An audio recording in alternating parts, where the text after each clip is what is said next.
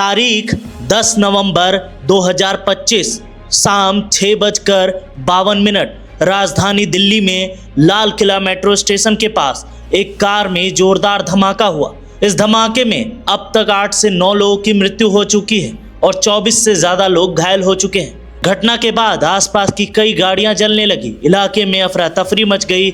सुरक्षा बल और फायर ब्रिगेड ने तुरंत पहुंचकर राहत कार्य शुरू किया। घटनास्थल को मौके पर ही सील कर दिया गया है।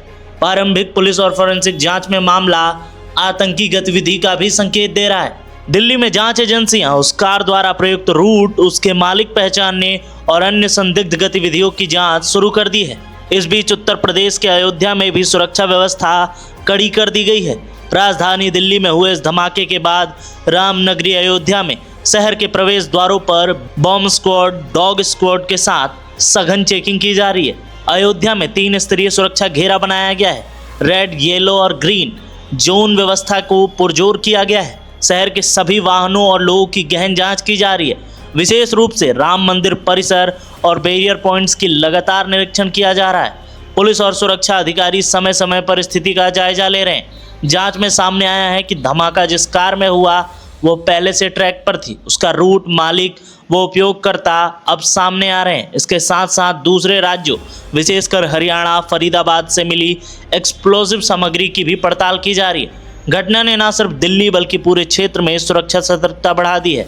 उत्तर प्रदेश, उत्तराखंड समेत अन्य राज्यों में भी हाई अलर्ट जारी कर दिया गया है। समय समय पर जांच एजेंसियों ने बताया कि इस तरह की घटना पहले भी दिल्ली में हो चुकी है। साल 2008 में हुए सीरियल बम ब्लास्ट। गृह मंत्री अमित शाह ने इस मामले की समीक्षा के लिए उच्च स्तरीय बैठक बुलाई है। दुर्घटना के बाद पीड़ितों की सहायता, राहत और पुनर्वास की कार्रवाई भी चल रही है।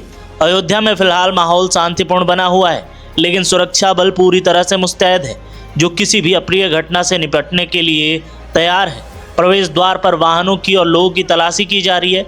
घटना स्थल और आसपास के इलाके अभी भी पूरी तरह से खुले नहीं हैं।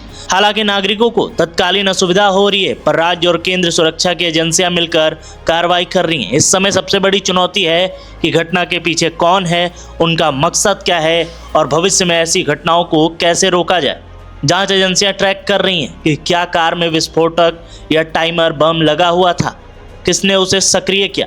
नागरिकों से भी अपील की जा रही है कि वो अधिकारियों के निर्देशों का पालन करें, अनावश्यक रूप से संवेदनशील इलाकों में जाने से बचें, संदिग्ध वस्तुओं की तुरंत सूचना दें। अयोध्या और अन्य धार्मिक स्थलों के आसपास विशेष सतर्क से रहें। राम मंदिर की सुरक्षा को आप देखते हैं, त्रिस्तरीय सुरक्षा व्यवस्था सुनिश्चित की गई है, जिसमें पीएसी लगी है, एसएसएफ है, सीआरपीएफ लगी हुई है। 3 तरह की व्यवस्था हम लोगों ने किया है और हमारी एटीएस की टीम लगी है, कमांडोज लगे हैं, साथ ही साथ जो हमारी बीडीएस की टीमें हैं, एएस एंटी सेबोटाज चेकिंग की टीमें हैं, वो लगातार वाहनों की चेकिंग कर रहे हैं, लगातार व्यक्तियों की चेकिंग कर रही हैं और जो भी व्यक्ति मंदिर के आसपास या अयोध्या परिसर में दिखाई देता है उसकी लगातार चेकिंग सुनिश्चित की जा रही है। क्या कोई अलर्ट भी है सर, किस तरीके से सघन अभी चेकिंग अभियान भी आप चला रहे थे?